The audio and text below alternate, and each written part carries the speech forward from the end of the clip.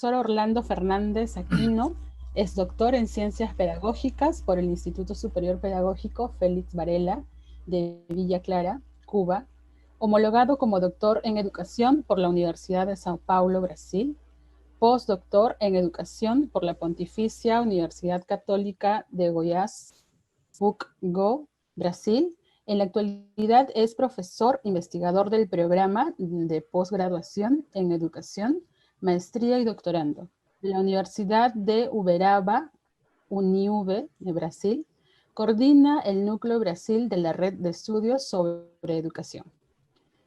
Y bueno, sin más, yo les dejo con el profesor para que si quiere pueda añadir algo más a su presentación y si no, puede iniciar con su presentación también de este tema.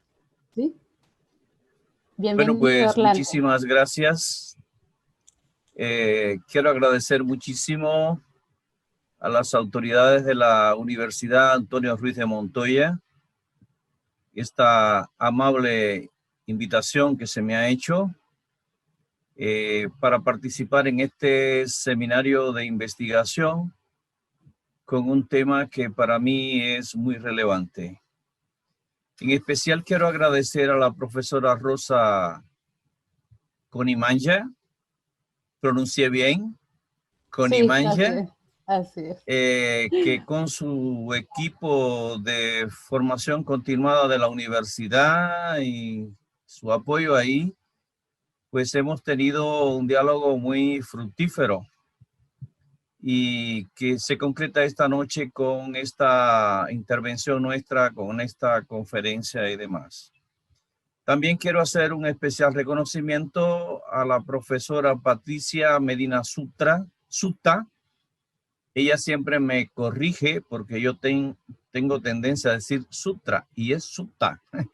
La doctora Patricia Medina Sutta, que es una destacada profesora con proyección internacional y también trabaja con nosotros en la red de estudios sobre educación, que es una red internacional de investigación. Y nada, trabajamos juntos en investigaciones y ella me ha indicado amablemente para la universidad. Quiero destacar también, bueno, darle las gracias a todos los presentes, en especial a la moderadora que nos ha presentado y agradecer a todos los que están esta noche aquí para compartir un poco de conocimientos. Destaco que hay algunos alumnos míos, estoy viendo a Sandra Moreira. Si los alumnos brasileños no comprendieron bien a la moderadora, ella ha pedido que por favor coloquen en el chat los nombres completos para registrar la presencia, porque luego habrá certificado. Bueno, llegó Diego, estoy viendo a Diego, que también es alumno mío, ¿no? De maestría, y Sandra es de doctorado y seguramente entrarán otros. Entonces puedes colocar, por favor, en el chat el nombre. Estoy diciendo esto porque quién sabe, en el español de Perú, ellos no entenderían bien, no, aunque la mayoría ya es casi fluente en español. Han trabajado conmigo y aunque yo aquí hablo portugués, pues nada, están familiarizados con la lengua española de alguna manera. Yo voy a levantar a ver si no tengo problemas para hacer mi presentación. Ok, ¿se ve bien ahí? ¿Está bien Sí, ahí? se ve bien, profesor. Bueno, pues entonces comenzamos. Una primera reflexión la quiero hacer sobre... ¿Usted está grabando, por favor? Sí, ¿Ustedes profesor, graban? está grabando. Ok, porque luego, quién sabe, la gente tiene interés en tener el vídeo. Una primera llamada de atención es sobre el título de este seminario, conferencia, como ustedes quieran llamar, que hemos titulado La epistemología dialéctica aplicada a la investigación educativa, contribuciones del método de Marx. Me gusta siempre aclarar que yo estoy moviéndome en el campo de la epistemología dialéctica y que el que logra una sistematización fundamental de esa epistemología es obviamente Carlos Marx. Pero que Marx, como se sabe, no es el creador de la dialéctica, ni mucho menos. Antes de él está sobre todo el trabajo de Hegel, de Friedrich Hegel, que sobre todo en la ciencia de la lógica tiene una explicitación profunda, que luego fue la base de un estudio de Lenin, de Vladimir Ilich Lenin, muy importante y que nosotros estamos retomando aquí. Con esto quiero decir, porque me preocupa la tradición política con el peronismo en Perú y demás, mi área de trabajo es la ciencia. O sea, aquí la epistemología, entendiéndola como la parte de la filosofía que se ocupa de estudiar o lo que es el conocimiento, cómo se produce el conocimiento científico, qué es ciencia y qué no es ciencia, cómo es que se valida lo que sería conocimiento científico.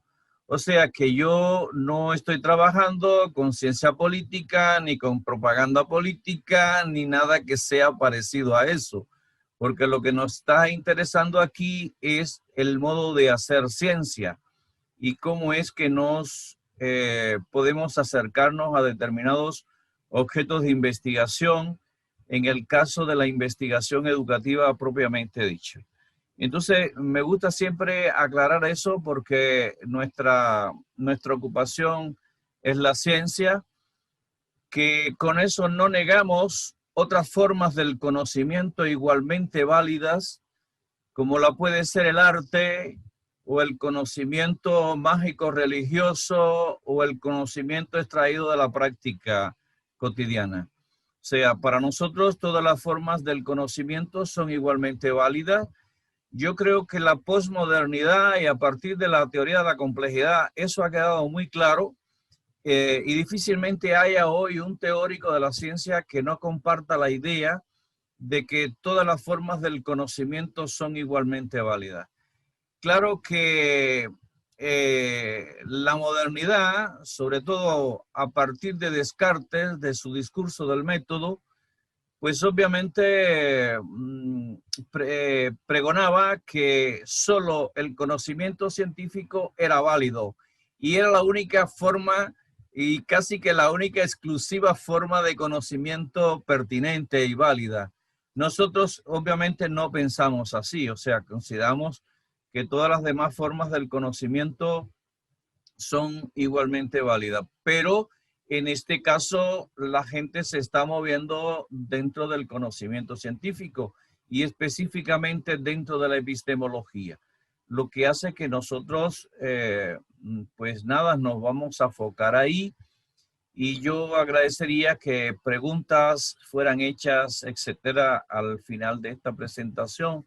Me han dicho que unos 40 minutos, la moderadora llevará el tiempo y me avisa un poco antes, como ustedes comprenderán, otra aclaración, esto es en realidad un curso, pero yo voy a tratar de hacer una síntesis de la síntesis de lo que me parece a mí fundamental para un primer acercamiento a esta discusión que traemos en la noche de hoy.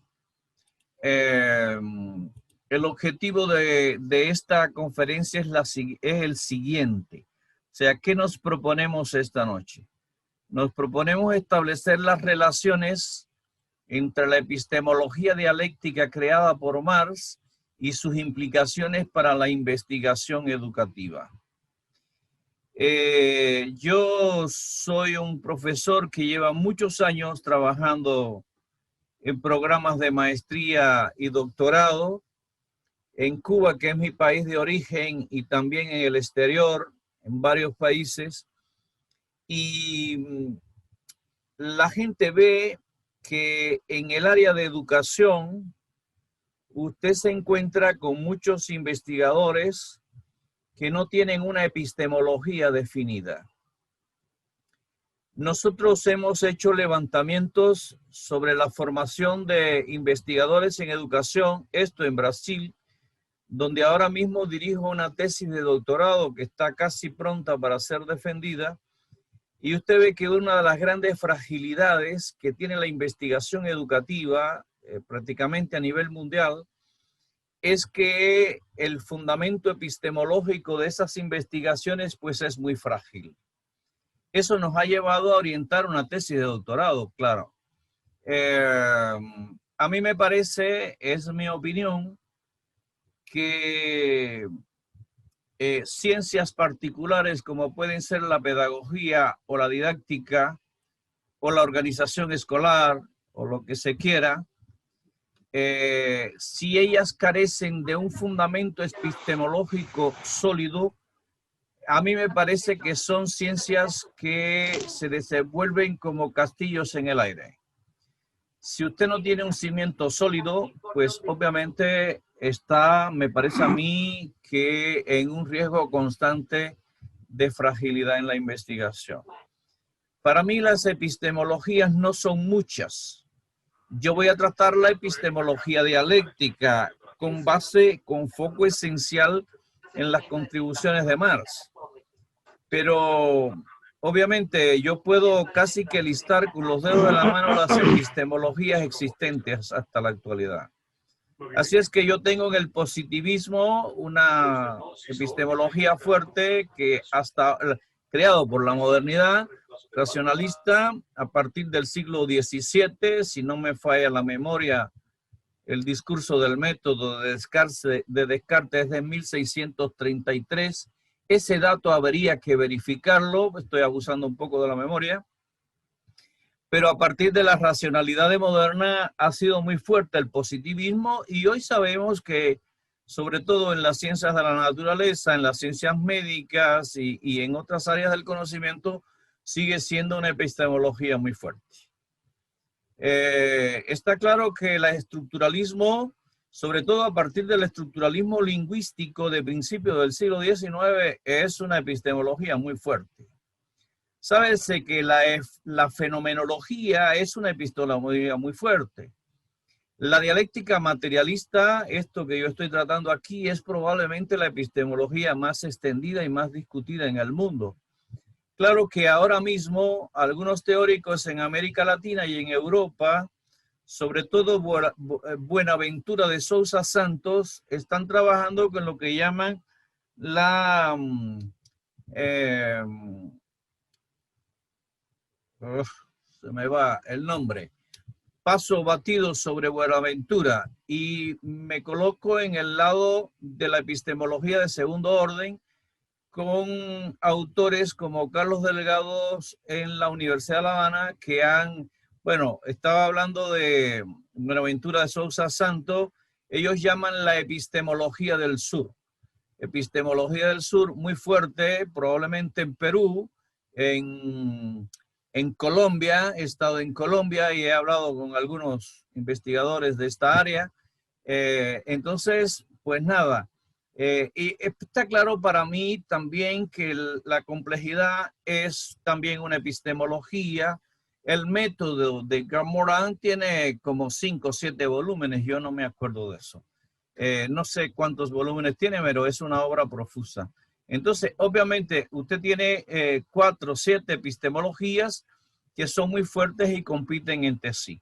Yo voy a enfocar la que es objeto nuestro, obviamente, ¿no? Y todas ellas me interesan, ¿eh? Todas ellas me interesan igualmente.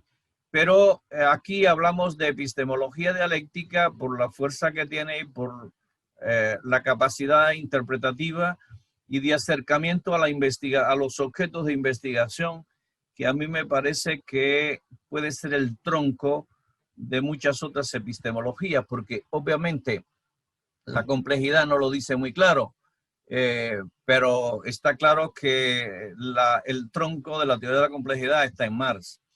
Y está claro que la teoría de la epistemología de segundo orden de Carlos Delgado y otros teóricos, pues también tiene, ellos lo dicen claramente, o sea que la base es Marx. Así que la deuda con esta epistemología es muy fuerte. Nuestra tesis, yo tengo una tesis. Esta es una tesis de investigación. Yo creo que en la investigación educativa, yo creo que esto lo toqué un poquito, los problemas relativos a la delimitación del objeto, el campo de la investigación, la formulación del problema, la selección de los métodos, etcétera, tienen un origen común. Y el problema es esencialmente epistemológico. O sea, cuando hay una fragilidad epistemológica de base, prácticamente el castillo se deshace en el aire. Nosotros, repito, estamos trabajando en eso, en una tesis de doctorado, pero las tesis y las hipótesis hay que probarlas.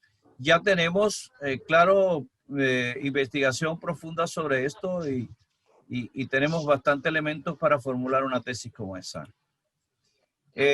Yo quería retomar una idea que para nosotros es muy cara en esta epistemología y es la visión antropológica, social, cultural de Carlos Marx. Él dice así: cuanto más retrocedemos en la historia, más el individuo y por lo... de saber si yo, porque no estoy viendo aquí. Cuanto más retrocedemos en la historia, más el individuo y por lo tanto también el productor individual, como dependiente y formando parte de un todo más grande. El hombre es, en el sentido más literal, no solo un animal social, sino un animal que solo puede ser individualizado en la sociedad. El hombre es un animal que solo puede ser individualizado en la sociedad. La producción de un individuo aislado fuera de la sociedad no es menos absurda que la idea de un desarrollo del lenguaje sin individuos que conviven y hablen entre sí. O sea que para amar está claro que somos seres sociales, que somos seres gregarios y que hay una unidad dialéctica entre el individuo, el sujeto y la sociedad. Que el sujeto está en la sociedad cuanto la sociedad está en el sujeto. Así es que somos seres sociales, nos formamos en la cultura humana, en el convivio social. Nosotros adquirimos la cultura, la ciencia, la educación y el desarrollo humano en general está atravesado por esa relación del individuo con la sociedad. Este es un planteamiento que, a mi juicio, no es apenas importante para la economía política, que era el tema de Marx. La verdad, el objeto de investigación de Marx durante 40 años fue la producción material. Pero a mí me parece que es muy importante para la educación. Nosotros trabajamos con seres sociales. Nosotros educamos a niños y jóvenes que forman parte de una familia, de una comunidad determinada, de una cultura, de una lengua, y ese individuo aislado de ese contexto social, Vygotsky diría, Sandra, la situación social del desarrollo de ese estudiantes, pues no sería posible. Esto la psicología lo ha probado muy bien con el caso de las jimaguas, lobo y otros experimentos de este tipo que se han descrito, que están muy bien documentados por la antropología y otras ciencias. O sea, trabajamos con seres humanos que somos seres sociales, seres gregarios, y sin eso, fuera de eso, es difícil educar a las personas. Por tanto, eso tiene un valor metodológico y teórico importante. Yo estoy aquí haciendo alguna introducción.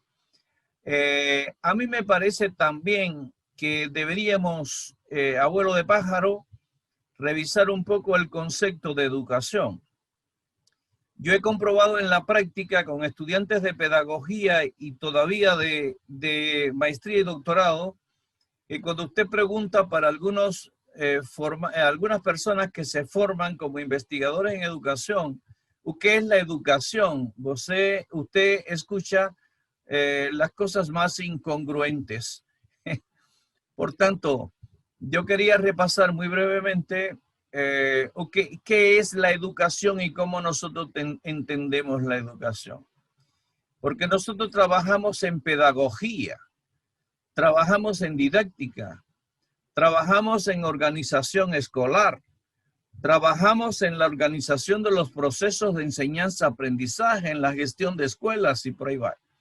Entonces, ¿qué cosa es la educación? Para nosotros la educación en principio es el objeto de estudio de una ciencia, que es la ciencia pedagógica. Algunos dirán las ciencias de la educación. Ese es un término que los franceses propagandizaron y han esparramado por el mundo, pero yo continúo usando el término de pedagogía. ¿Qué es la pedagogía? Es el conjunto de ciencias que tienen como objeto de estudio la educación. ¿Y qué sería la educación?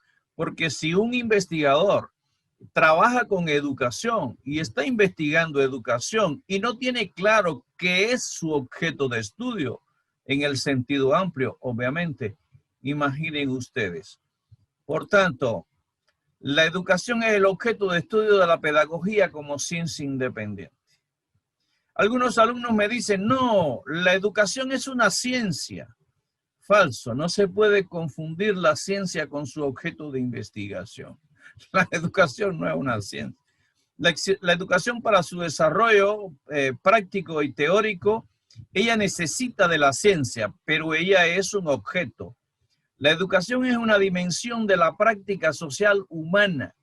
Se lleva a cabo en contextos socioeducativos en última instancia están determinados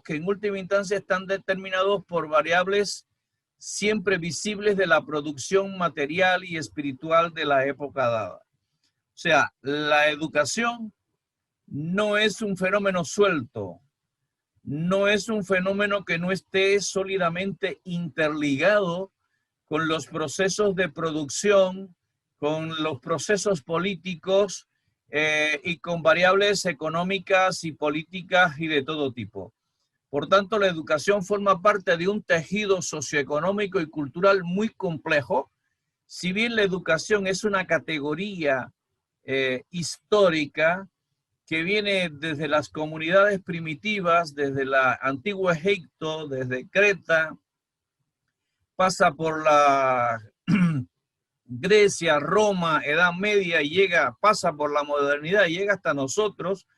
Todas las comunidades humanas se han ocupado de la educación de alguna manera. Estoy hablando de la educación en el sentido amplio.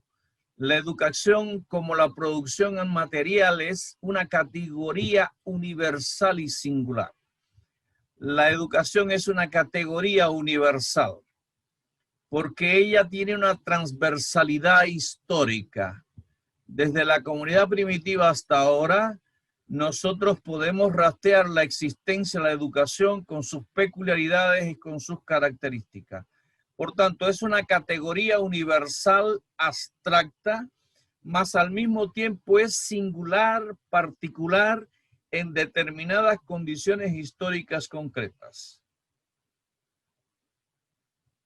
Entonces, y está en cada contexto histórico, está muy amarrada con el desarrollo sociohistórico, con las contradicciones de la época, con el desarrollo de la ciencia, la tecnología y la cultura en esa época. La educación es una dimensión particular de la vida práctica humana, en el contexto en que los hombres se educan, trabajan, se educan como sujetos y que a su vez, perdón, es que aquí a veces se me pasa, no veo bien. Bueno, pues nada. Esto significa que la educación es parte de un tejido político, económico y social muy complejo. Por tanto, la comprensión como categoría universal y particular de los entramados que puede ser interesante para entender la educación en esta perspectiva. O sea, resumiendo, la educación es una práctica histórica, es una de las formas de la práctica histórica de la humanidad, y ella es una categoría general, como la producción material. Usted encuentra producción desde el origen mismo de la civilización humana hasta hoy. Por tanto, ella es una categoría transversal, histórica, es una abstracción general, mas al mismo tiempo es un fenómeno concreto en cada una de las circunstancias históricas y sociedades donde esta actividad se desarrolla. Así es que me parece a mí, para resumir, que es muy interesante que la gente tenga claro que cuando investigamos en educación, ¿de qué se trata? ¿De qué estamos hablando en la educación? Cuando hablamos de educación, ¿de qué estamos hablando? ¿Cómo es que nosotros conceptualizamos ese objeto del cual nosotros nos ocupamos en nuestras investigaciones? El método en Marx. Para Marx, la base epistemológica correcta del método de las ciencias sociales es la que consiste en elevarse de lo abstracto a lo concreto. O sea, el origen de la teoría social de Marx y del método del conocimiento de Marx en sus formulaciones más acabadas es obviamente el método que consiste en elevarse de lo abstracto a lo concreto. Yo voy a entrar en esos términos. En ese enfoque es necesario aclarar al menos tres conceptos que constituyen una tríada dialéctica. Esos conceptos son lo concreto real, lo abstracto, lo concreto pensado. Entonces, vamos a pararnos un momentico en estos conceptos. El primer concepto que Marx trata es lo concreto real. Para nosotros, lo concreto real coincide con el objeto de la investigación. Toda investigación que se precie a sí misma, ella define un objeto que es un recorte de la realidad que se selecciona por su problemática o por su deficiencia o por su estado de desarrollo para ser estudiado. Por tanto, para nosotros lo concreto real se corresponde con el objeto de la investigación educativa. Lo concreto real para Marx fue la producción material, el cambio, el consumo, la distribución. Aquí en Ciencias de la Educación, lo concreto real es el grupo de alumnos de 9º grado de la secundaria tal, es la sala de aula tal, es la enseñanza de la matemática en el 6º grado de la educación primaria, es la organización de los procesos de ensino-aprendizaje del álgebra, para enseñar álgebra, por ejemplo, son nuestros concretos. Ahora nosotros he discutido mucho esta presentación con una alumna mía que se llama Rosemira y debe estar aquí en el grupo. Estamos estudiando las necesidades de formación continuada de los profesores de español lengua extranjera. Ese es mi concreto real. El concreto real puede ser concreto, o sea, yo lo puedo tocar, lo puedo palpar, ¿verdad? Él tiene una materialidad. O lo concreto real puede ser también ideal, abstracto. Yo puedo estudiar el concepto de zona de desenvolvimiento, de desarrollo próximo de Vygotsky. Y ese es un objeto conceptual, que yo no lo puedo palpar, pero él es real, él tiene existencia propia. Los sistemas conceptuales, las teorías, etcétera, son concretos reales que son objetos de nuestra investigación. No se puede entender que cuando hablamos de lo concreto real nos referimos a lo material. Lo concreto real puede ser tanto ideal cuanto material. Aquí lo interesante es que ese concreto real, él siempre tiene un desarrollo histórico que es anterior al momento en que el investigador lo asume para investigarlo. Las necesidades de formación continuada de los profesores de español lengua extranjera. Ese es un concreto real que es anterior a que nosotros lo hayamos tomado para ser estudiado. Entonces, ese concreto real, él tiene un histórico, él tiene un desarrollo histórico y lógico anterior.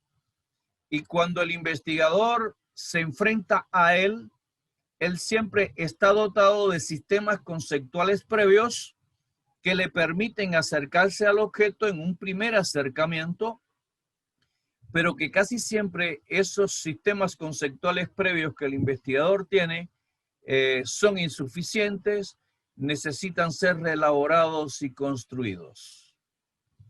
Porque lo que esos sistemas conceptuales están viendo, están observando, es la apariencia del fenómeno.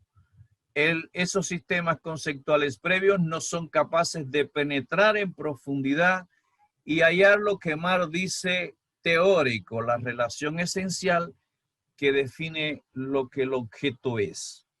Entonces, este es un primer acercamiento concreto real. Cuando se producen los primeros acercamientos, es posible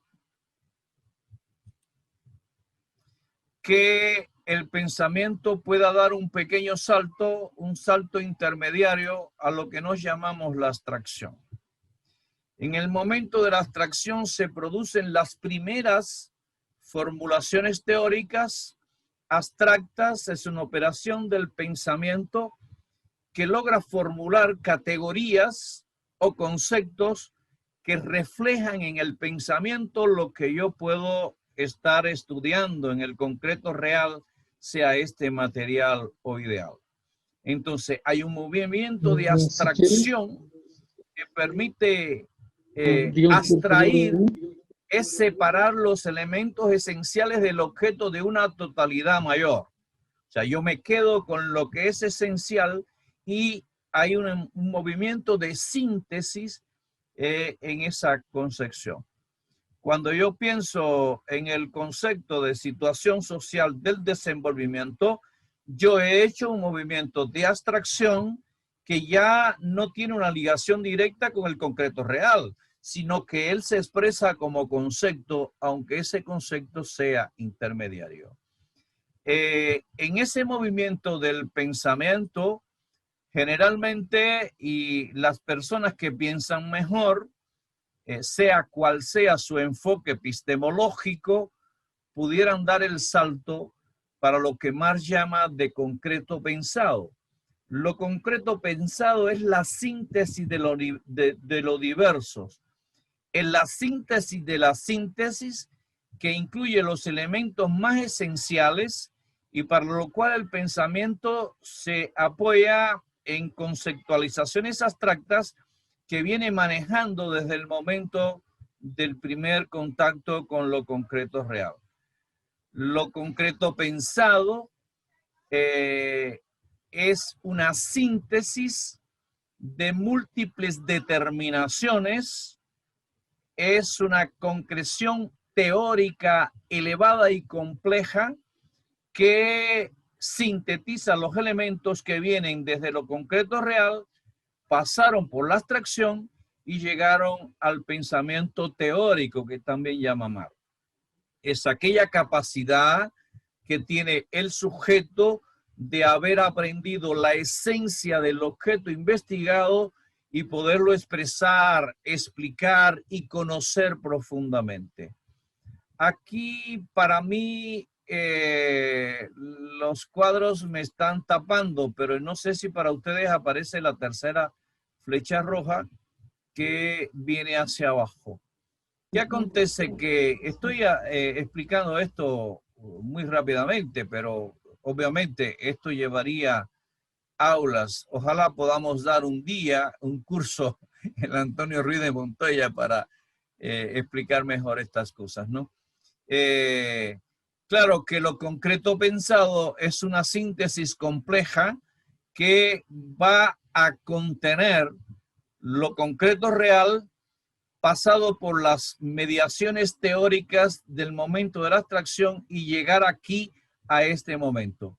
Aquí es que el sujeto está de pose del pensamiento teórico, que es la síntesis en que usted tiene un conocimiento profundo del objeto, y cuando yo tengo un conocimiento profundo del objeto, esa síntesis del universo, ese conocimiento abstracto elevado, él está más cerca del objeto concreto, del concreto real, que cuando usted llegó aquí por primera vez. O sea, este concreto pensado contiene los elementos esenciales del movimiento del pensamiento anterior, pero a la vez él está más cerca porque conoce mejor el objeto que él ha investigado y él llega a conocer entonces la esencia, las determinaciones básicas que definen lo que el objeto es. Cuando el investigador llega aquí, es que el investigador conoce profundamente su objeto en nivel de síntesis, y a pesar de que esta abstracción y esta generalización son muy elevadas, él está más cerca del objeto y de la realidad que cuando comenzó el estudio. Entonces, eso básicamente es lo que Marx define como las tres categorías básicas del movimiento de lo abstracto a lo concreto. Esto tiene una complejidad teórica importante. Yo he colocado aquí concreto real, aquí concreto pensado, porque esto está tirado de la introducción a los manuscritos económicos y filosóficos de Marx de 1857 al 58. Todos los investigadores coinciden, Néstor Cohan, José Paulo Neto en Brasil y muchos otros, en que en este texto está la esencia explicativa de la metodología de Marx. Entonces, y este método se llama el método del movimiento, del salto de lo abstracto a lo concreto. Solo que Marx habla de lo concreto real y de lo concreto pensado sin diferenciarlo, refiriéndose a lo concreto. Y el investigador no avisado puede no saber cuándo se habla de un tipo de concreto y cuándo se habla del otro. Claro, ya los manualistas y los que explican la teoría lo han explicado mejor. Y nosotros llevamos unos años trabajando con esto y entonces ya es más fácil explicar estas cuestiones. Ustedes, si no entienden, pueden, qué sé yo, levantar la mano y preguntar o ir anotando y lo hacemos al final, ¿no? Bueno, este movimiento aquí es un movimiento importantísimo para la aprehensión del objeto. Una última cuestión sobre esto. Cuando nos acercamos a lo concreto real, al objeto que estamos investigando, sea un grupo de alumnos, sea una metodología, sea un sistema de medios para enseñar una disciplina, cual sea el objeto, cuando nos estamos acercando a él por primera vez, nosotros no tenemos las categorías adecuadas para analizarlo. Y por supuesto hay que recurrir a la ciencia y a la teoría científica para formar el sistema conceptual que mejor puede explicar ese concreto real. Básicamente. Ahora, ¿cómo operacionalizar eso dialécticamente? ¿Cómo operacionalizar dialécticamente estos conceptos en la investigación educativa? Entonces, la gente ha creado un esquema bastante profuso de 16 momentos, pero que obviamente esto puede encortarse bastante, sobre todo a partir del 9, ¿no? Entonces, ¿cómo operar en la práctica? Bueno, primero que todo en la investigación, no sé si hay aquí alumnos de la Ruiz de Montoya de maestría y doctorado, nosotros llevamos muchos años formando magíster, lo que ustedes llaman magíster, que aquí es mestres, en portugués es mestre y ustedes llaman magíster. y doctores en el campo educativo. Y entonces, nada, cuando nos deparamos con la investigación, lo primero que nosotros exigimos es objetividad. El objeto en sí. ¿Cuál es el objeto que estoy estudiando? Bueno, aquí digo que son las necesidades formativas de los profesores de español. Pero mi objeto puede ser la organización del proceso de aprendizaje del concepto de variables en metodología de la investigación. Puede ser un grupo, puede ser los profesores doctores de la Universidad Antonio Ruiz de Montoya. O sea, cual sea el objeto, entre directo en el objeto. Ahí nosotros necesitamos de objetividad. Cuando nosotros definimos el objeto, que es una de las primeras cosas y difíciles de definir, porque todo objeto implica una abstracción teórica que precisa ser formulada, pero no puedo pararme en eso porque eso sería todo un curso de metodología de la investigación. Por tanto, usted se va a dar cuenta que ese objeto que usted determinó, él tiene una naturaleza contradictoria y compleja. Todos los objetos de la investigación que merecen la atención del investigador es porque ellos son contradictorios y complejos. Así es que aquí en las necesidades formativas de los profesores, yo voy a observar contradicciones de todo tipo que van desde las aspiraciones de desarrollo profesional de ese grupo profesoral, los problemas y contradicciones que hay en la formación inicial y continuada de esos profesores, las contradicciones de esas necesidades con las políticas públicas y muchos otros elementos que son contradictorios. Usted se va a deparar con que su objeto no puede ser analizado unidimensionalmente, que usted va a necesitar dimensionalizar ese objeto y observar sus contradicciones y desarrollos para poderlo estudiar. Un tercer momento, el desarrollo del objeto, su movimiento y vida propia. Ya decíamos allá que todo objeto de investigación, él tiene un movimiento y vida propia. Él tiene una historia y una lógica. Y si yo voy a estudiar las necesidades formativas de los profesores de español, obviamente esa formación de profesores de español, ella tiene una historia, ella tiene momentos culminantes, ella tiene repliegues y ella tiene un movimiento que es propio de ese objeto en determinados contextos sociales o contextos socioeducativos. Por tanto, conocer la génesis y el movimiento del objeto, su desarrollo y su vida propia parece una cuestión importante para abordar adecuadamente un objeto. Hay que observar en el objeto las tendencias, los aspectos contradictorios de ese objeto. Bueno, pues en la década del 20 formábamos profesores en las escuelas normales para maestros con determinadas tendencias pedagógicas, determinados currículos, etcétera. Y luego ya en los 60 era de otra manera y ahora modernamente pues lo hacemos en institutos superiores de educación o dentro de las universidades con otros currículos y con otras formas de abordar el problema. Entonces, las tendencias y los aspectos, contradicciones, los errores, etcétera, que hay en ese objeto. Pero a pesar de todas esas tendencias y contradicciones, el objeto es la suma y la unidad de los contrarios.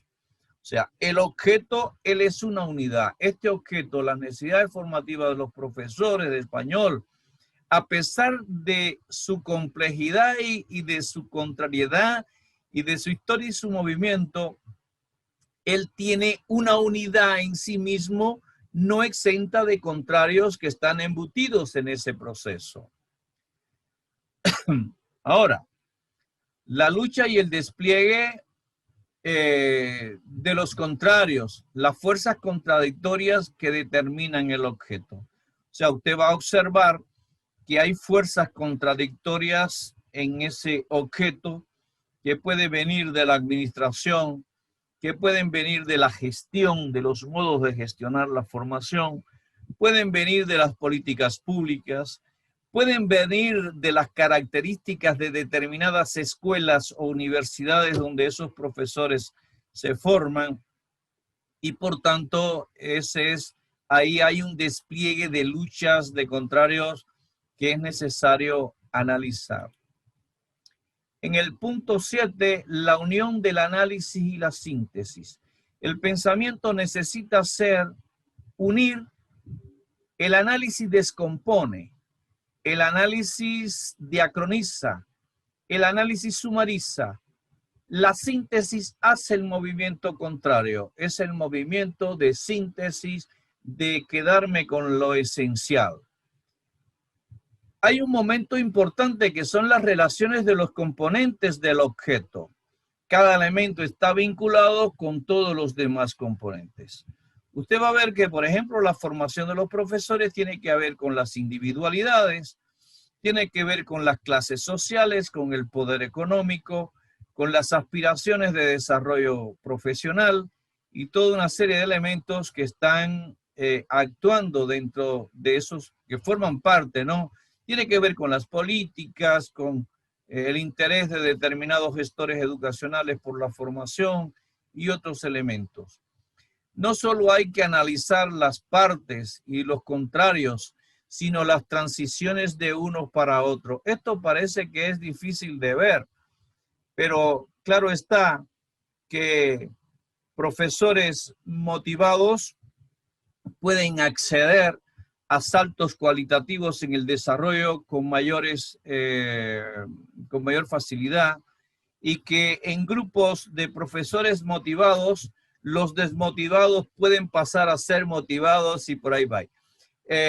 Mar explica esto maravillosamente con la producción y el consumo, con la producción y la distribución, y cómo son categorías que se complementan y una se convierten en la otra y viceversa.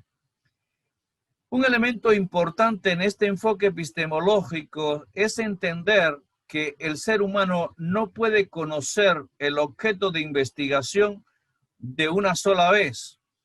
Por tanto, hay un infinito proceso de descubrimiento de nuevos aspectos y relaciones. Mientras más penetramos en el objeto, más descubrimos nuevos aspectos, nuevas dimensiones y nuevas relaciones. Aquí el elemento de las relaciones es importante, las conexiones, las relaciones de unos elementos con otros, sean políticos, sean cognitivos, sean científicos de otro tipo. Por tanto, ese movimiento, ese proceso de descubrimiento de nuevos aspectos en el objeto parece inagotable. O sea, nadie llegó al agotamiento de su objeto de investigación. Estamos haciendo una tesis de doctorado, destrinchamos un objeto, lo penetramos, lo descomponemos, lo volvemos a armar, etcétera. Pero cuando acabamos la tesis nos damos cuenta que obviamente hay otros procesos y descubrimientos que no abordamos en la investigación y que obviamente van a quedar para otras investigaciones. Está también el momento del infinito proceso de profundización en el conocimiento del objeto.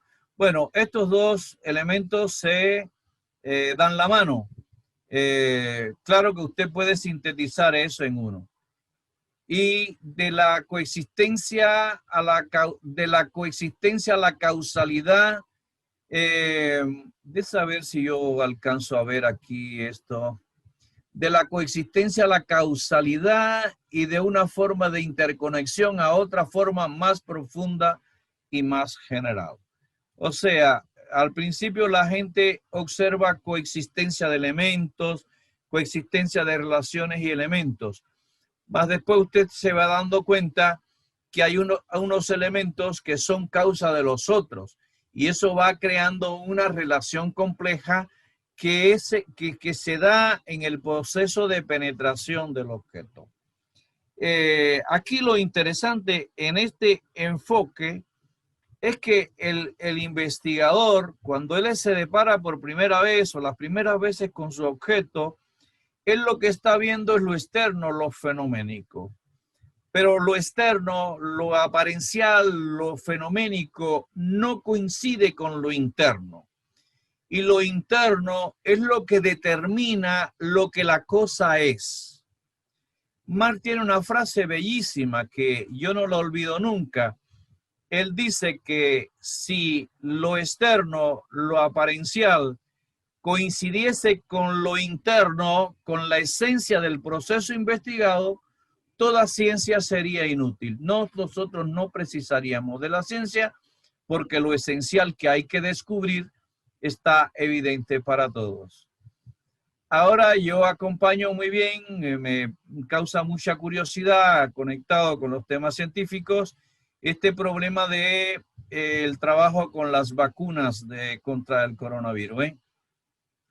Y yo veo que entrevistan, aquí en Brasil hay un trabajo fenomenal con la vacuna de la AstraZeneca de la Universidad de Oxford, que la tercera fase de la vacuna se está aplicando aquí en Brasil y se va a producir la vacuna en Brasil, entre otras, porque en Brasil hay varias vacunas que se está trabajando y cuando entrevistan a los investigadores, ellos les dice, el periodista pregunta, bueno, ¿y cómo va a ser esa vacuna?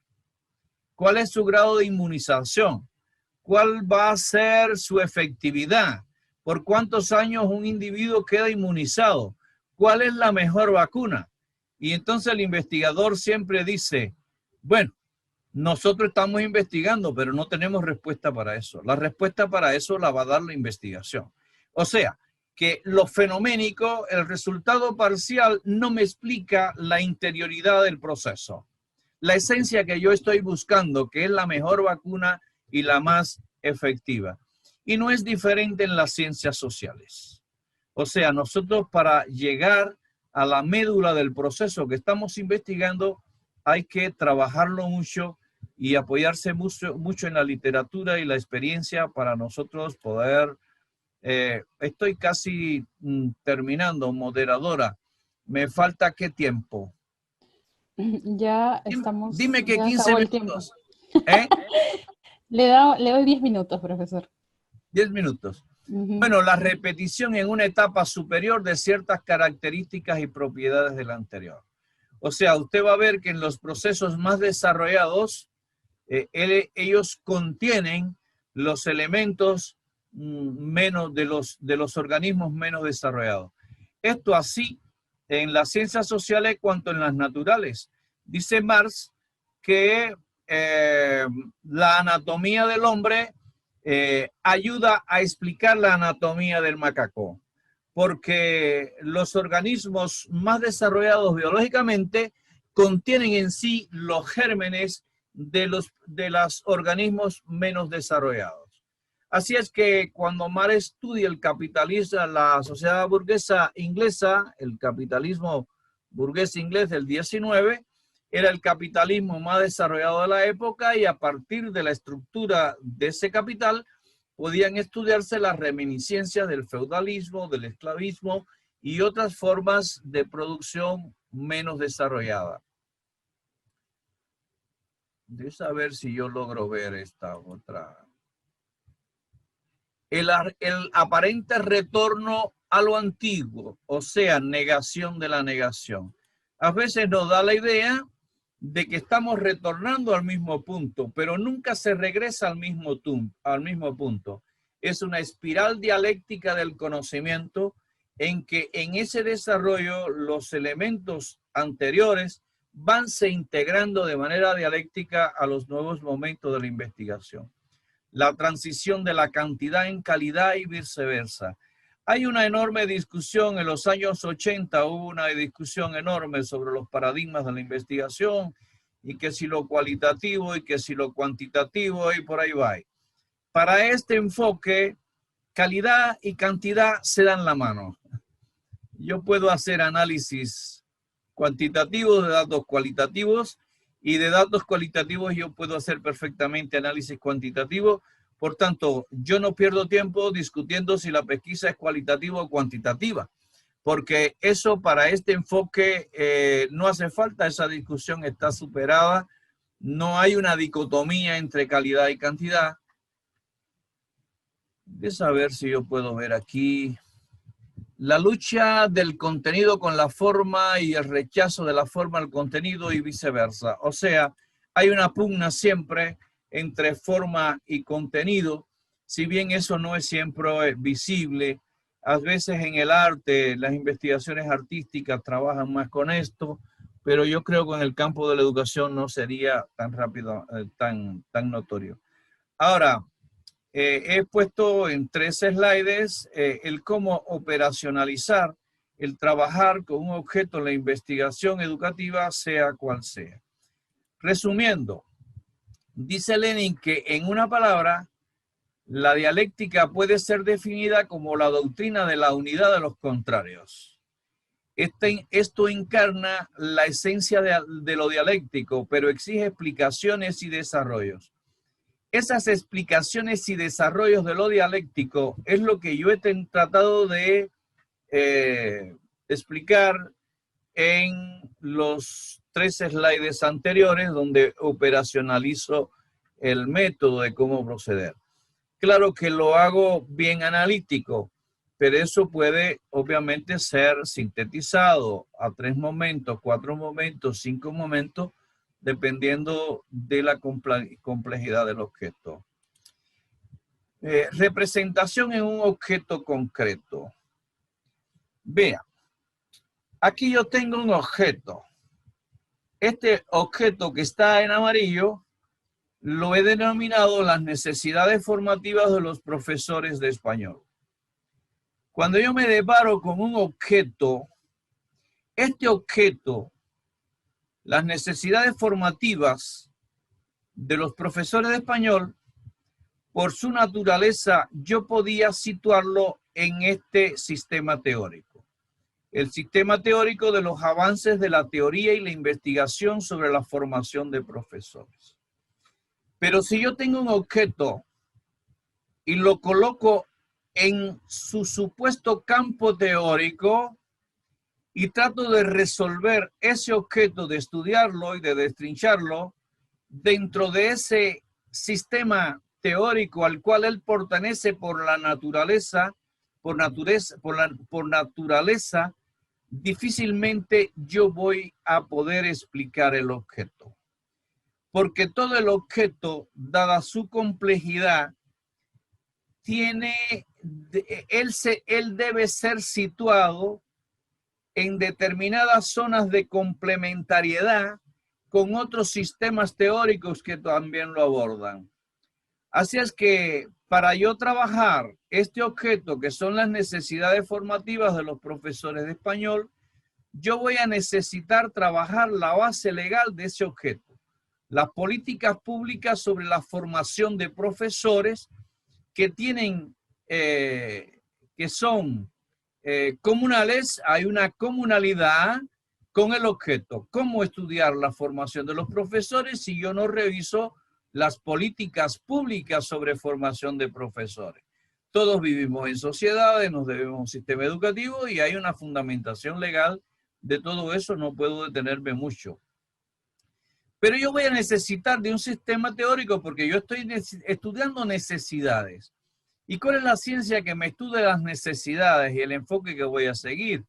Yo voy a tenerme que valer de las teorías de las necesidades humanas en la psicología histórico-social.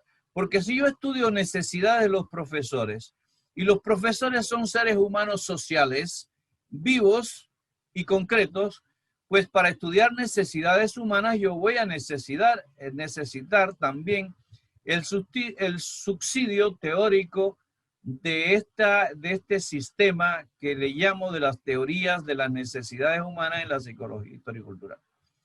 Pero, por otra parte, si yo voy a estudiar la formación de los profesores de español y no tengo una contrastación empírica con la realidad de la práctica de la formación de esos profesores, pues mi sistema de estudio va a estar manco.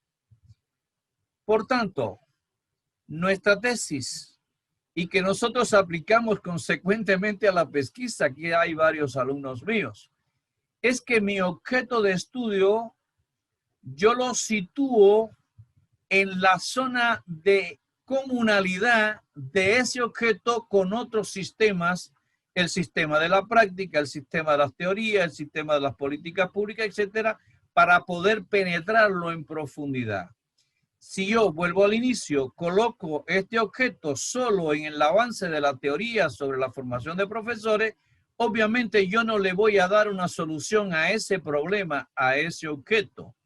Porque la historia de la ciencia lo que nos está demostrando es que el conocimiento avanza el conocimiento avanza en las zonas de intersección de los sistemas teóricos que lo abordan. O sea, en los intersticios de los sistemas teóricos es que un objeto complejo como este puede ser estudiado. Aquí yo represento de esta manera un poco resumidamente lo que vengo diciendo antes.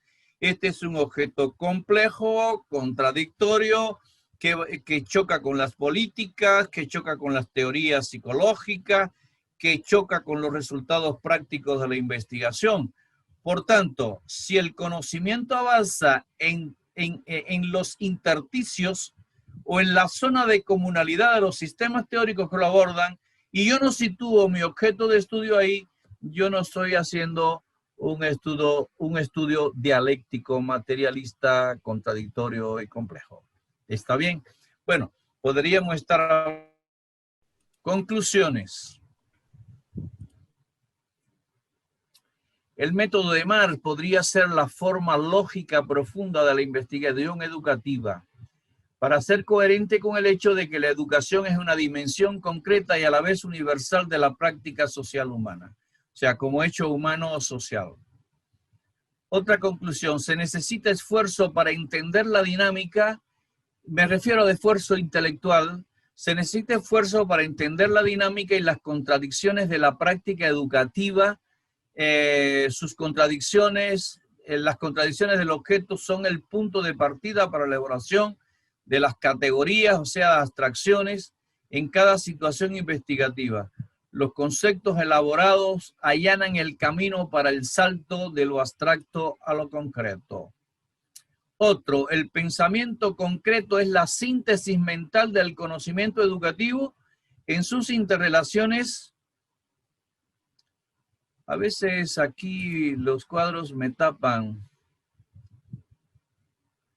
El método de Marx, el pensamiento concreto es la síntesis mental del conocimiento educativo en sus interrelaciones. A pesar de ser una elaboración del pensamiento, está más cerca que nunca de la realidad educativa, convirtiéndose en punto de partida para nuevas intuiciones y representaciones de la realidad estudiada.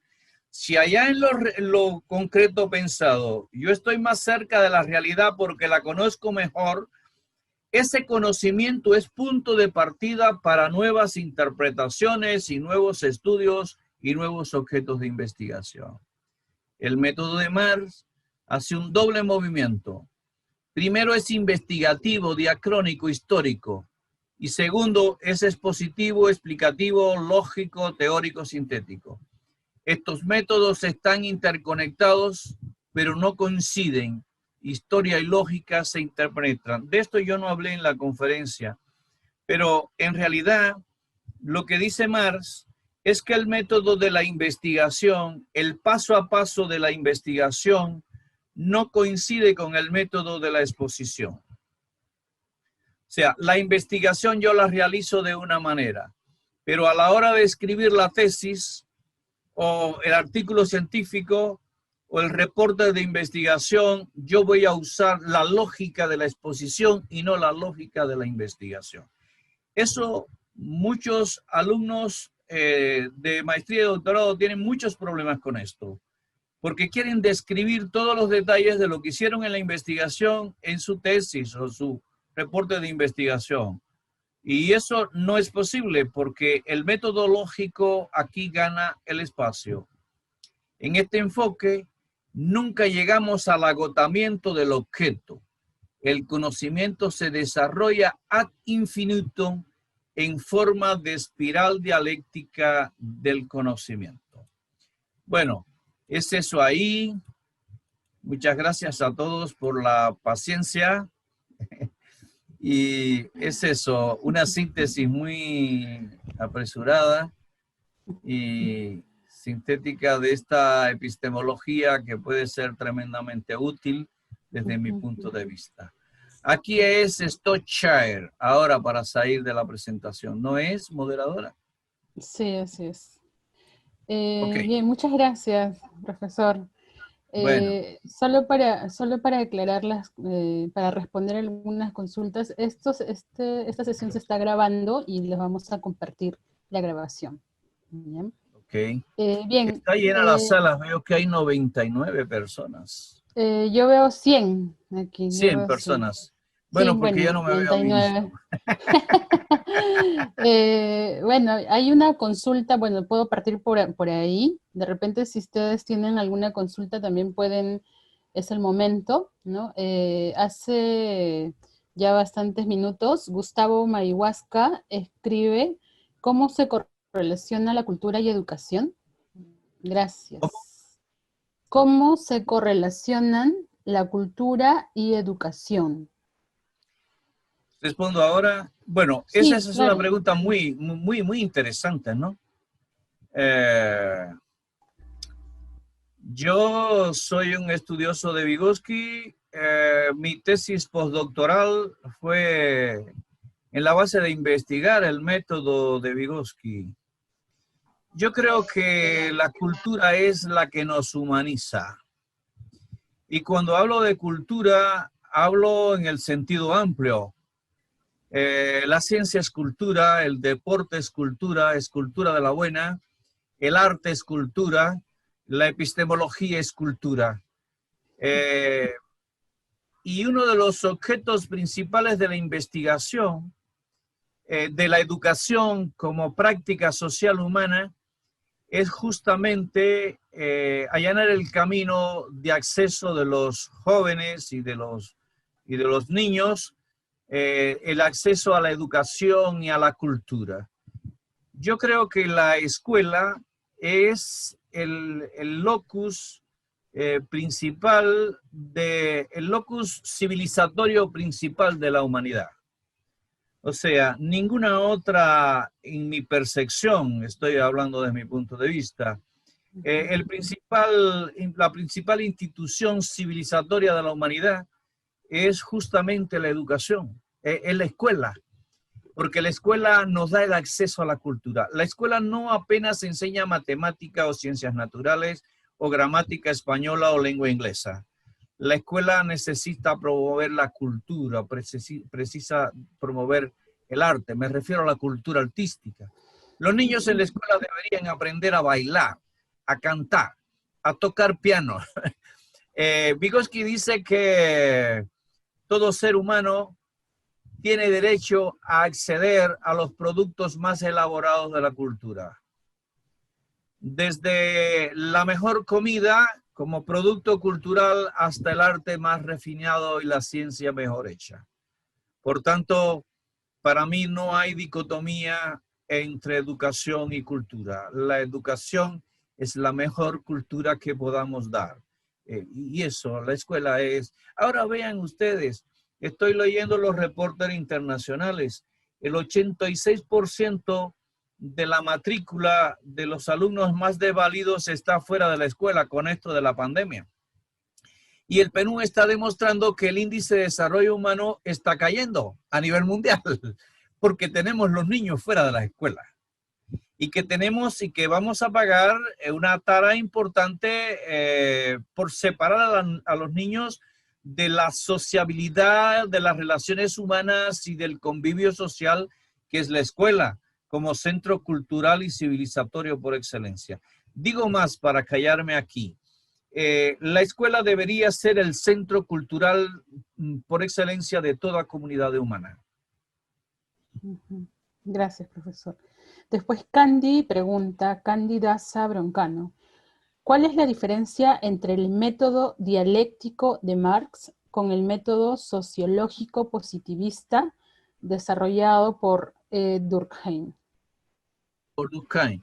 Bueno, yo no soy un estudioso de Durkheim, mas sí he revisado con mucha cuidado la Biblia del positivismo, ¿no? Que para mí es obviamente el discurso del método de Descartes.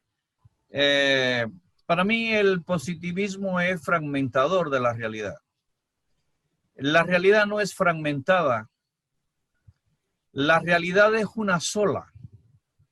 A veces, por conveniencia práctica, las personas lasqueamos, cortamos la realidad en rodajas, en ruedas, como si fuera una mortadella. Y no se puede lasquear la realidad es una sola. La diferencia principal es que nosotros le damos mucha vida a la cuestión del trabajo con la unidad. Marx va a decir que es necesario hallar la unidad de análisis del objeto de investigación. Para él, la unidad de análisis para estudiar la economía política del capitalismo es la mercancía. En la mercancía están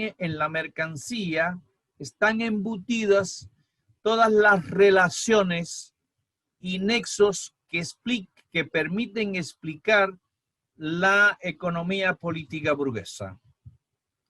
Si yo empiezo a alar el hilo de la madeja de la mercancía, voy a encontrar el trabajo, voy a encontrar el cambio, voy a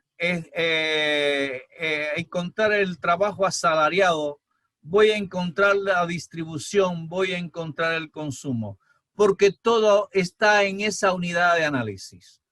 Vygotsky ha dicho que la unidad de análisis entre el pensamiento y el lenguaje es el significado de la palabra.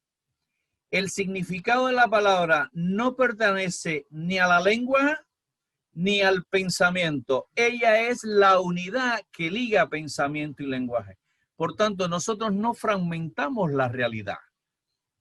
Claro, usted tiene que seleccionar un objeto dentro de una realidad compleja y penetrar en ese objeto, pero no puede dejar de ver que ese objeto está insertado en totalidades más amplias y con múltiples relaciones contradictorias que son una unidad con él.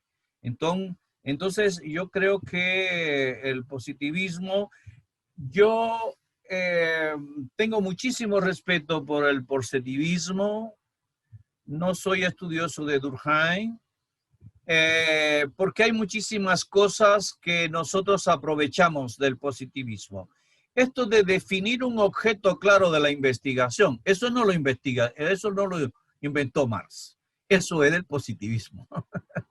Que yo tengo que levantar los datos de la investigación y comprobar empíricamente lo que estoy diciendo. Eso lo dice el discurso del método de Descartes. Entonces, yo creo que de cada epistemología hay que aprovecharlo mejor y tomar a que en otro momento podamos discutir positivismo, ¿no?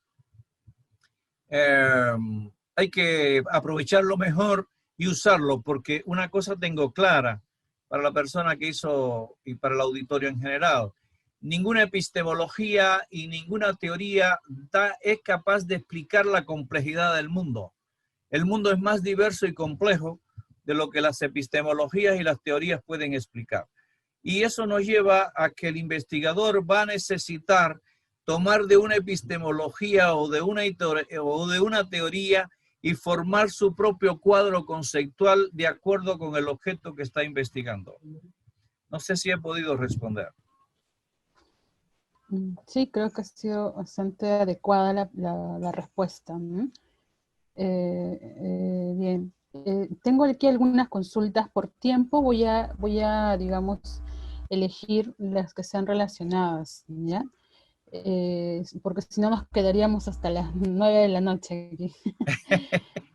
Luis Zúñiga dice: si deseo indagar cómo construyen las personas el pensamiento crítico con las TICs, ¿cómo se abordaría con este método? Se refiere al método de Marx, ¿no? Esa pregunta es esencialísima. Ahí hay personas muy inteligentes, ¿no? Yo creo que la mejor forma de formar el pensamiento crítico es que las personas formen el pensamiento teórico, que tengan la capacidad de análisis, de abstracción, de generalización de manera profunda para que la persona pueda pensar por sí mismo. Yo creo que una de las misiones de la escuela es enseñar a las personas a pensar. La pregunta es, ¿para qué existe la escuela? Bueno, mi amigo, si yo tengo que seleccionar apenas una respuesta, yo diría, la escuela existe para enseñar a pensar. La escuela no es para evitar que los niños anden en la calle haciendo cosas mal hechas o vagabundeando. La escuela es para que los alumnos aprendan y se desarrollen de manera integral y especialmente para que aprendan a pensar. No hay pensamiento crítico, y esa es mi postura teórica, y me perdonan que yo soy muy categórico porque algunas cosas tengo pensado suficiente y discutido mucho. Soy muy discutidor con colegas e investigadores y tenemos grupos de investigación donde se discuten las cosas. O sea, el pensamiento es crítico solo cuando tiene munición suficiente en el pensamiento, cuando ese pensamiento es capaz de usar conceptos científicos como instrumentos operacionales del pensamiento. Y entonces la persona es capaz de pensar por sí mismo. Y esto va desde el aprendizaje en álgebra cuanto el aprendizaje en geografía. Vamos a poner un ejemplo claro.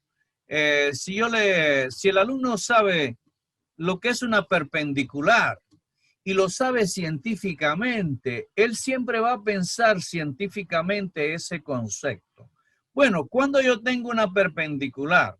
Bueno, yo tengo una perpendicular cuando hay dos líneas rectas que se cortan formando un ángulo de 90 grados. Si no hay dos líneas formando un ángulo de 90 grados, no hay perpendicular. ¿Ok? Entonces, lo que el alumno tiene que aprender es esa relación esencial. Hemos revisado los libros de matemática aquí y hemos encontrado 4 o 5 conceptos de perpendicular y todos ellos errados. Y ninguno enseña lo que tiene que enseñar el concepto científico. ¿Ok? Entonces, si un alumno que sabe lo que es perpendicular, cuando vamos a cruzar la calle, yo le voy a decir, oye, vamos a cruzar por la cebra, porque la cebra es perpendicular con la acera de enfrente. Y él sabe que si atraviesa en la diagonal lo puede coger un carro. Si atraviesa en la transversal, él se va a salvar del carro.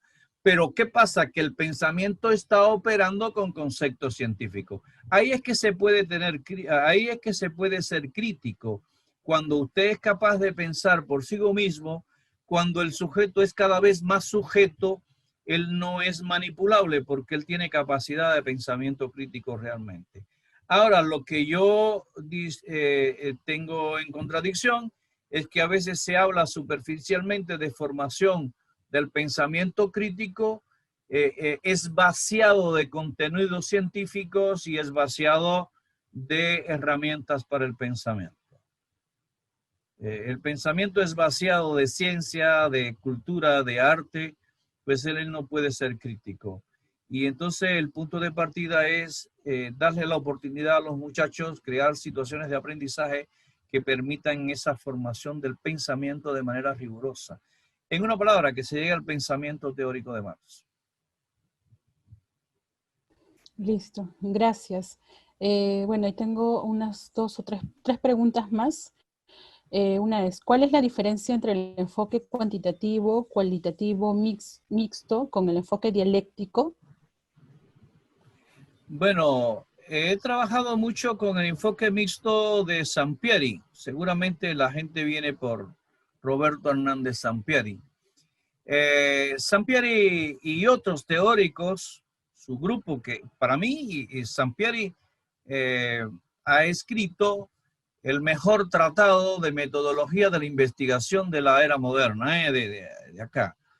O sea que Sampieri no tiene un manual, tiene un tratado. Pienso que son unos 800 páginas y él habla del método mixto. Yo creo que Sampieri ha tratado de buscar un término medio entre lo cualitativo y lo cuantitativo. Que si yo voy al fondo de la cuestión y soy de las personas que me gusta ir a la raíz del problema, pues obviamente lo que me está diciendo es que cualitativo y cuantitativo se pueden unir y mezclar en un solo enfoque. Esa discusión en la epistemología dialéctica está superada hace mucho. Yo recuerdo que en la década del 90, haciendo doctorado en Cuba, yo leí un librito pequeño de Cerda Gutiérrez, un autor colombiano, que se llama La investigación total. Y ya en la década del 90, él dice, esa discusión entre los paradigmas cualitativos y cuantitativos, eso no conduce a nada, eso está superado. Cualitativo y cuantitativo son una unidad dialéctica. Ya, basta. ¿Me entiende? Entonces, mi idea es que cualitativo y cuantitativo son una unidad dialéctica y que esa discusión es una discusión bizantina. Bueno, déjame decirles a ustedes que no hay banca es tribunal de defensa. Que yo vaya, que el alumno, él sea maestría o doctorado, no se explaye argumentando que aquella investigación es cualitativa o es cuantitativa, y se la. Más eso, claro, genera mis ironías, porque al final, ¿cómo es que la cualidad no contempla la calidad? Entonces, digo, para un pensamiento dialéctico, ¿no? Que pensamos en unidades dialécticas, en movimientos contradictorios que no fragmentan, sino que integran. Dice, profesor, muchas Déjeme gracias. decir una cosa más. Si usted está Hay habituado con eso, más. no desista porque el profesor Orlando está hablando tal cosa o tal cosa. Si su orientador le dice que vamos por la área cualitativa y usted está convencido, pues nada, trabaja en esa perspectiva que no pasa nada, ¿eh? Sí, profesor. Eddie Romero pregunta, ¿podría explicar el vínculo entre, bueno, es un pedido, ¿no? ¿Podría explicar el vínculo entre la epistemología dialéctica y la pedagogía crítica propuesta por autores como Paulo Freire o Henry Giroux? Gracias. Oye, Paulo Freire es nuestro. Yo no soy un estudioso de Paulo Freire, pero he leído sus libros principales. Yo creo que hay muchos puntos de contacto entre la pedagogía crítica de Paulo Freire y la epistemología dialéctica, muchos. Solo que Paulo Freire no era un marxista. Él estudió Marx, él parece que leyó Marx. Él ha explicado que leyó Marx cuando el movimiento Sin Tierra le habló de Marx, etc. No sé si ustedes saben que el movimiento Sin Tierra en Brasil es uno de los movimientos populares mejor organizados en el continente, ¿no? Y Paulo Freire, la verdad, hay muchos fundamentos. Yo no sé, yo creo que él es más bien un teórico cristiano que un marxista, pero hay muchísimos puntos de contacto. Su obra es de una riqueza fenomenal.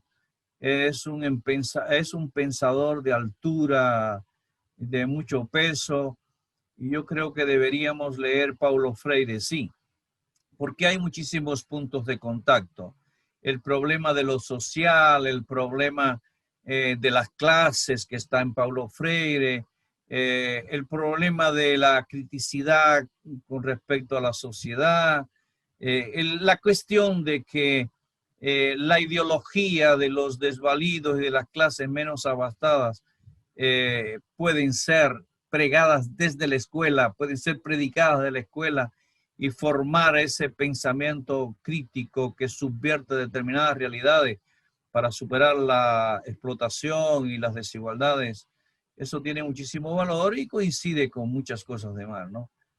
Entonces, pero bueno, para mi opinión, y es la opinión de algunos colegas, historiadores y filósofos brasileiros, él no era un marxista en el sentido estricto, ¿no? O sea, un marciano que sigue. A mí me gusta más hablar de marciano, porque seguimos a Marx, y no de marxista, porque ya sabemos que hay muchos marxismos y que muchos de ellos merecen ir al basurero de la historia, ¿no? Así es, profesor. Y ya tenemos una pregunta, digamos, comentario, ¿no? De Ramón Herrera. Le pregunta, ¿qué es lo propio de la epistemología dialéctica? Muchas de las cosas desarrolladas en la conferencia son propias de un proceso de investigación realizada bajo cualquier propuesta metodológica. Bueno, sí, es posible. Ramón Herrera tiene razón, pero lo propio es que, primero, trabajamos con unidades y unidades contradictorias. No juxtaponemos los procesos. Los procesos tienen una complejidad y esa complejidad radica en su contrariedad, en su carácter contradictorio de lucha de contrarios que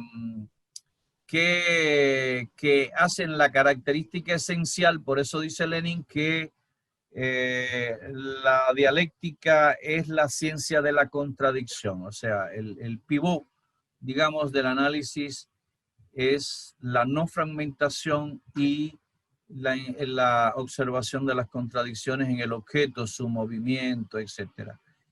Yo no creo que en cualquier investigación de cualquier epistemología se observe adecuadamente el movimiento del objeto, su carácter contradictorio, su lucha de contrarios, y mucho menos que ciertas epistemologías lleguen a captar la esencia y a dar el salto al pensamiento teórico. Yo tengo muchas dudas sobre eso, ¿no?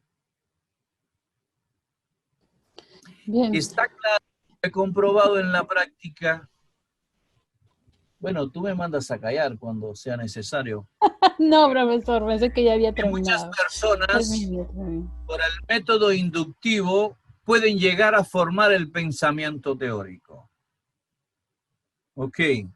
Casi todos nosotros de la generación más vieja nos educamos en una formación positivista y luego dimos determinados saltos a la formación del pensamiento conceptual.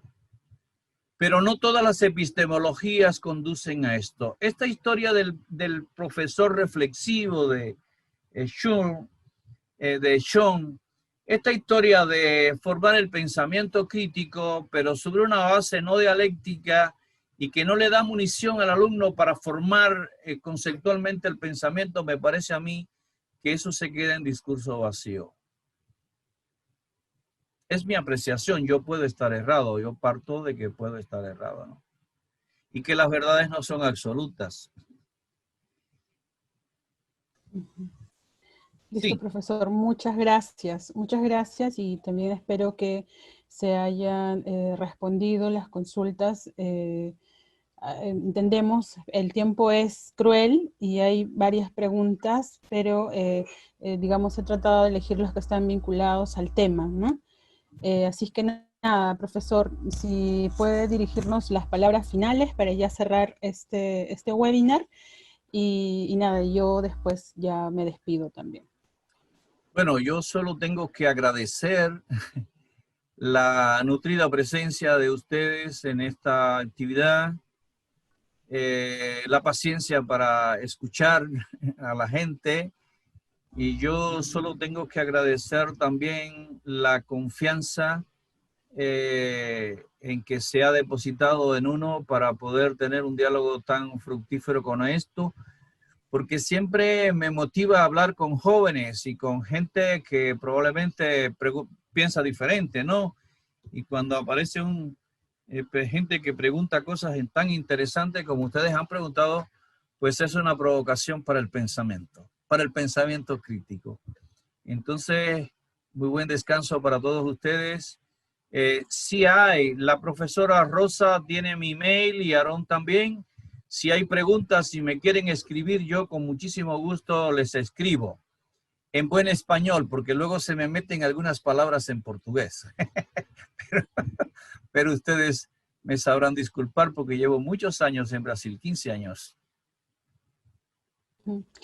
Listo, profesor. Muchas gracias nuevamente. Estamos totalmente agradecidos de haber estado en este evento con un tema tan interesante y novedoso, ¿no? Para el campo de la investigación. Esperemos que podamos seguir contando con su presencia para otros eventos, ¿no? Para continuar con la conversa. Y nada, agradecida totalmente con Ojalá todos. que podamos dar un curso de metodología de la investigación. Así es, Incluyendo vamos a otras conversar. epistemologías, porque ahora discutimos esta, pero otras son igualmente. Hay muchísimos participantes que están felicitando en el chat. A todos, muchísimas gracias. Son ustedes muy amables. Así es, sí, agradecer a todos los que han asistido. Recuerden que esta grabación se las vamos a enviar a los correos electrónicos que han dejado en la ficha de inscripción. Si ustedes no están en esa lista, entonces dejen sus nombres y apellidos y su correo en el chat para poder incluirlos y enviarles tanto la grabación como la constancia de participación a este evento. Listo, muchas gracias. Rosa, una cosa chiquitita. Dale, Moncho. Chiquitita nomás, felicidades al profesor por la conferencia. Solamente pedirle si en algún momento nos puede facilitar algunos nombres clásicos de investigaciones en el terreno de educación bajo esta perspectiva. Sí, claro, cómo no. Muchísimas gracias. Sí. A ustedes también. Gracias, Moncho. Listo, profesor. Entonces, nada, ya voy a dar hasta luego, hasta la próxima. Esta reunión y sí. nada, hasta la próxima. Ya nos vemos.